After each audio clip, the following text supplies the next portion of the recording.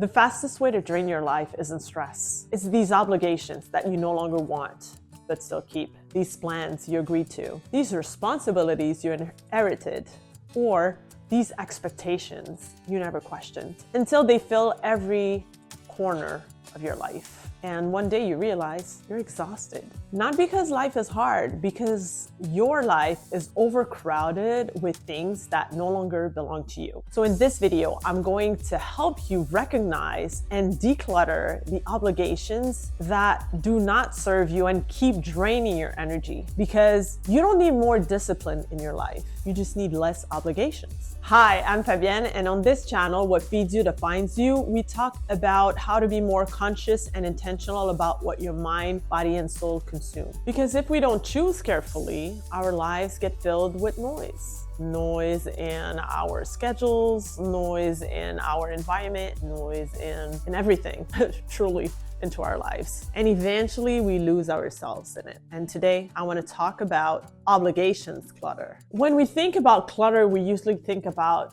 physical things, boxes that you never opened for a long time, or stuff that accumulates in your drawers. But I want to talk about a type of clutter that is definitely invisible, and it's obligations. You know, the ones that you still keep doing, but you know they don't feel aligned with you anymore. It could be weekly things that you dread. It could be social events you agreed to go to and don't feel aligned with you anymore. It could be projects that you started and felt excited about, but then for some reason you keep doing them, even though they don't feel like you should do them anymore. The difficult part, though, about these obligations is that they don't always feel unreasonable. They actually sometimes might feel helpful. The problem is that they accumulate and they crowd your calendar. And then instead of you managing your calendar, you're actually in a prison inside of it and you feel trapped. This is where the problem lies. Oh, you might recognize this feeling.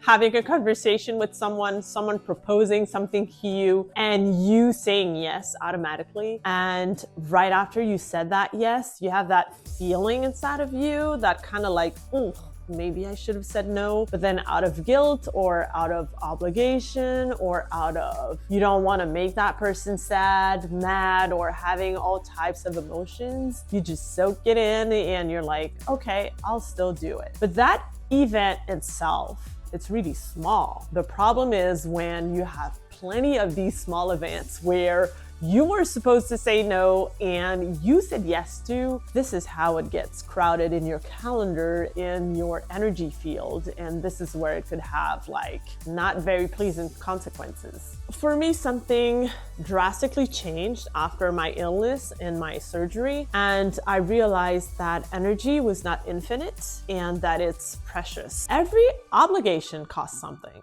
Time, energy, attention, recovery. And if you're not careful, you keep giving your energy into things that really don't matter. Later in this video, I'm going to share with you the question I asked myself before saying yes to anything. And that was a game changer for me. But first, we need to understand something important. Most people don't keep obligations because they want them. They keep them because of those three invisible pressures. Guilt, they don't want to feel bad about saying no to something. Identity, because they've always been identified as the helpful person, the person always saying yes, the person always wanting to get along. And three, fear. Fear of disappointing someone, fear of what would be the consequences of saying no to something when they're used to say yes all the time. So even the energy quietly says no, people still say yes for all these reasons. Let me tell you something that might feel uncomfortable at first. You are allowed to outgrow obligations. So things that might feel aligned, might have felt aligned in the past, may not feel aligned right now. And it's okay to stop doing these things now because you grew as a person, because you evolved into a better version of yourself. And don't be afraid of this sentence when people say, you've changed. I remember that I used to take it very personally when someone came to me and would be like, Fab, you're not the same person anymore. And at first I would be like, oh my God, they're disappointed in me, or they are expecting something of me that I can't give them anymore because I've changed. But you have to switch the way you're thinking about this. Just be thinking like, well, wait a minute. Yes, I've changed. Yes, I've worked on myself. Yes, I respect myself more. I'm able to put more boundaries. I'm able to identify truly what I need in my life right now. And I'm able to say no to things. And this is where you should keep your mindset, because a lot of people are not into that same journey as you. Maybe they don't want to evolve. Maybe they don't want to change. Maybe they are okay and comfortable in where they are now, and they want to keep you in that same space. But if you want to grow as a better version of yourself, if you keep doing the work each and every single day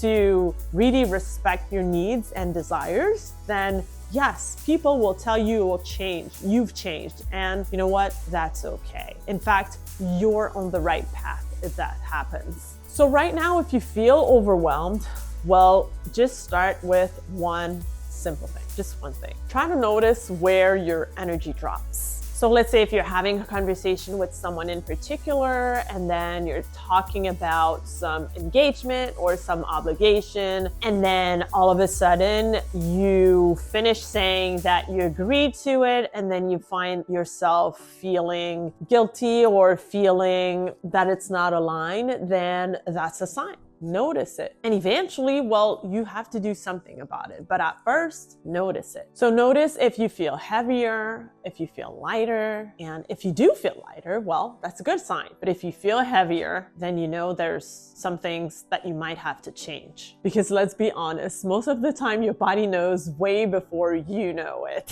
The second thing you can do is something I've learned and that I'm so proud of implementing right now in my life. And it's to delay the yes. Do not answer yes right away. Just tell the person, let me think about it and I'll get back to you on it when I made my decision. So you're not suddenly saying yes to, so you're not answering out of guilt, out of obligation, or out of fear. And it allows you to make a more conscious decision about, that thing that was offered to you. And the last thing is that big question that changed everything for me. So if someone proposes something to you, or before answering yes or no to something, just ask yourself, if that thing disappeared tomorrow, would I feel relief or would I feel disappointment? And then it would be easier for you to make the best decision for you in that situation. If the answer is relief, then you understand that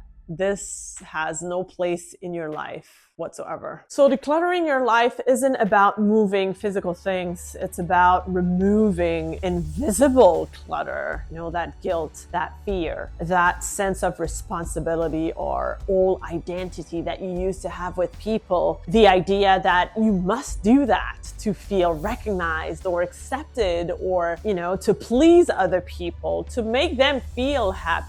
But what about what you do need? What about how you want to live? And you'll realize that the more you start to do these simple things, the more spacious your life will be, the more decluttered your life will be, and you will feel a better a sense of control over what's happening in your life. And you won't give the power away to other people dictating the way you have to answer to things or accept things for their sake, but not yours. You finally have room for things that truly matter, and that is amazing. Ask yourself right now, what is the one thing that drains your energy the most? And just naming it will be your first step into change. In fact, I'm so sure that your future self thanks you for it. Now watch my next video, focus on yourself and stop ignoring the signs. It will help in that same way of decluttering your life and obligations and feel way better with yourself and live that conscious life.